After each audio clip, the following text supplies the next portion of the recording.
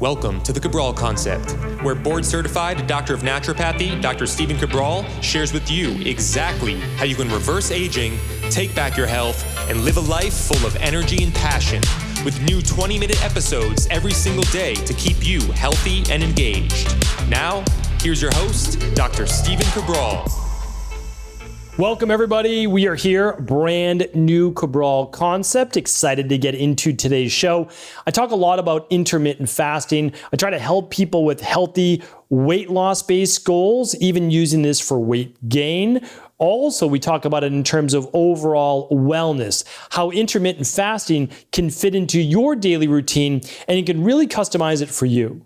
But after you've kind of played around with maybe the 12-12, 14-10, 16-8, 1 meal a day, like whatever you're looking at, there is a healthier way to transition for the long run in terms of intermittent fasting. And the more research that I do, and the more I speak with my colleagues, as well as the hundreds of thousands of people that we've seen in our practice, it is becoming very clear there is a right way and a wrong way to do intermittent fasting in the long run. And I shared that very specifically on just an episode, I believe it was last week or the week before. Okay, it was 2 weeks ago, and it was on episode 2819. We can link that up for you here today. Today's episode is at stephencabral.com/2833. Again, that's stephencabral.com/2833. That'll be the three big takeaways, the show notes, the research, as well as previous shows that I believe would be helpful. So we talked about circadian intermittent fasting and how that really is the best way to do this. And a lot of it goes back to Ayurvedic-based thinking, traditional Chinese medicine, and much more. But more and more research are actually backing this up. And I wanted to share this with you here today. This is out of New York University Health. I'm going to link it up for you here today. And it shows that a study finds that eating meals earlier improves metabolic health. Now, it's interesting because they still allow for intermittent fasting, and not only do they allow for it, they encourage it. But like we've seen in our practice, there is a right way and a wrong way to do it, especially for people as they get older.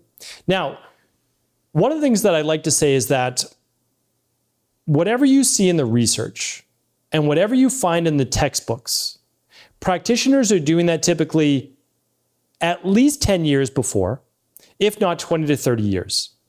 And then it starts to catch on, and then research is done on it to say, hey, can we validate this? And if so, with whom? And so when we come up with these different protocols we have in our practice, we do them because we know they work. However, we do know that in terms of conventional medicine, we understand that it may not be validated for years to decades into the future. And that is a frustrating part of natural health. But as I always say, nobody gets into natural health because it's easy. It's not. Most people become a natural health practitioner because of struggles they've had in their own past that they were able to overcome, and now they want to share that with others. My story is no different. I'm sure you're aware of my story. If not, I can share it another time as well. But 10 years of being sick, 10 years of debilitating illness, I finally found out how to heal. And it, of course, is my mission now to share that with others.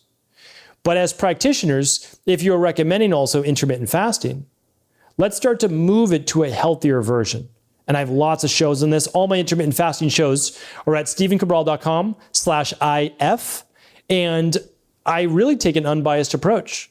Here's the research I want to share with you here now today. Eating more of one's daily calories earlier in the day may counter weight gain, improve blood sugar fluctuations, and reduce the time that blood sugar is above normal levels, a new study suggests. This was presented at the Endocrine Society's annual meeting on June 15th. The new report evaluated early time-restricted feeding, so ETRF. If you hear that, it just means TRF is always time-restricted feeding. So that's just the window as to which you can eat, right?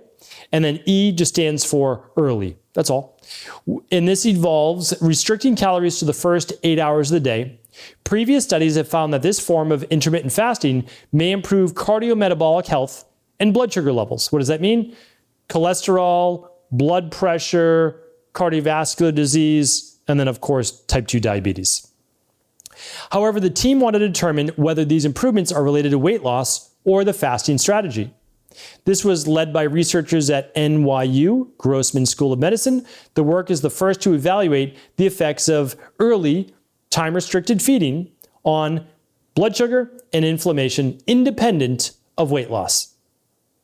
For their study, researchers compared early TRF, which means 80% of the calories were consumed before 1 p.m., to a usual feeding pattern of 50% of the calories consumed after 4 p.m. among the participants. The patients were randomized to early time-restricted feeding or unusual feeding patterns for the first 7 days and were changed over to the alternate arm for the next 7 days. Food was provided to meet the patient's caloric needs for weight management to determine the weight-independent effects of this strategy.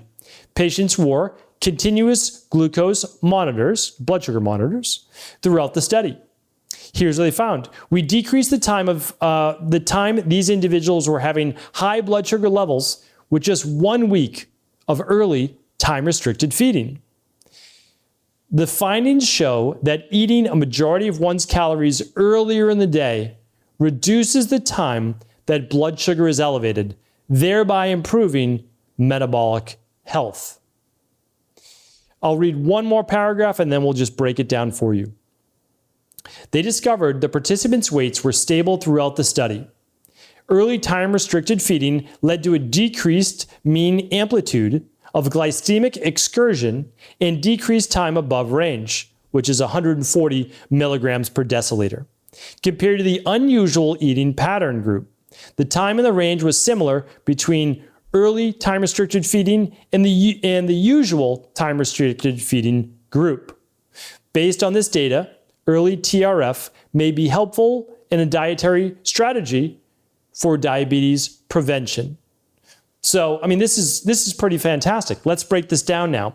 So we know that 1 out of 3 people, and potentially 2 out of 3 people in the future, will have type 2 diabetes. Type 2 diabetes is now rampant. They had to stop calling it adult onset diabetes to now type 2 diabetes because so many children are getting it. And it's not just from being overweight, although the majority do seem to be a higher BMI than we would like, but they're having this dysregulated blood sugar throughout the day. And I saw when I was over in doing my internships in India and other countries as well, these are like new diseases that are now hitting the country, which is pretty remarkable in a negative way by seeing this in almost the first generation that it's happening to. And I was over in Beijing, China, working in a traditional Chinese medicine hospital as an intern. And I saw, because the doctors told me as well, this is the first generation of people in Beijing that are now overweight, obese as children. And they were horrified because their job is to keep people healthy. But they saw the more sedentary lifestyle, playing more video games, eating more fast food, which is promoted because it's a Western-based thing. And so we have to look at this. But now, these people didn't change their calories in this study. They didn't even necessarily have to change their food, but they began to eat the majority of their calories, 80% worth, before 1 p.m. So here's how we've done it for many years in our practice. We can have an 8 a.m. or so breakfast. We can have a 12 noon lunch, and that makes up the majority of your calories. And why this is important is because we've also found, I'm going to do another show on this, that the more active you are post-meal, and the research backed this up, postprandial glucose levels, the better you're able to balance your blood sugar. So it doesn't spike above those highs in blood sugar above 140 milligrams per deciliter as often. And it comes down faster than if you're too sedentary during the day. So you're most likely to be more active in the first half of the day. Hopefully you can get out, you can move, you can walk around, rather than having that big meal at night and sitting down. And also, when you look at my research and my podcast on the circadian rhythm intermittent fast, you realize that this is actually when the body knows and is ready to digest the food. So you might say, but how can I only eat 20% of my calories at night? Well, if you look at that, let's say you're eating 2,000 calories a day. Let's make this realistic. You can still eat 400 calories for dinner. Why is that important? Because 400 calories is still 400 calories. It's a lot of food, and that's 20% of your calories. So you're just eating 1,600 earlier in the day. Whether it's over 2 meals or 3 meals, that's up to you. And the 400 calories can still literally be, let's say it's 30 grams of protein at that meal. Okay, let's multiply by 4. That's 120 calories. Let's say you're eating 3 cups of vegetables at that meal. Okay, that's only about another 100 calories to maybe 150 calories. So now you're at 270, let's say. Okay, so now where do we go from there? We have 130 calories left. That is 1 tablespoon of fat, of olive oil, of a quarter to a half of an avocado, and that's your meal. You now have a handful size piece of protein, 3 cups of vegetables, or even more if it's just like a salad, and you're drizzling olive oil or smashing avocado into that as some fat.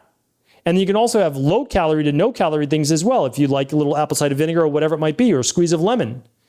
That's a real meal. That's a real dinner. And so I always like to give people not just the science, but an actionable way to begin to implement this in their life.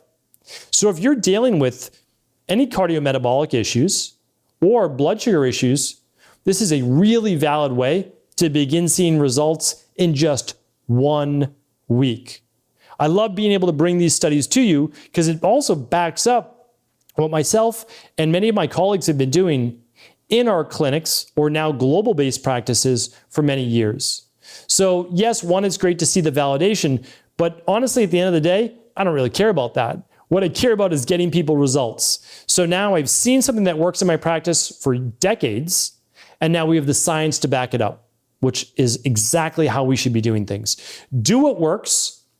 Make sure it's safe, do no harm, but then if we can, let's share with why it works, right? Let's share not just the hypothesis or theory, but the science now to back it up. So hopefully this was helpful. If you have any questions, I'm always happy to do follow-ups.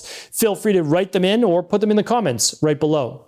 Thank you so much as always for tuning into the show. All the show notes, the study will be at stephencabral.com/2833. Do share the show with anyone you feel it could serve.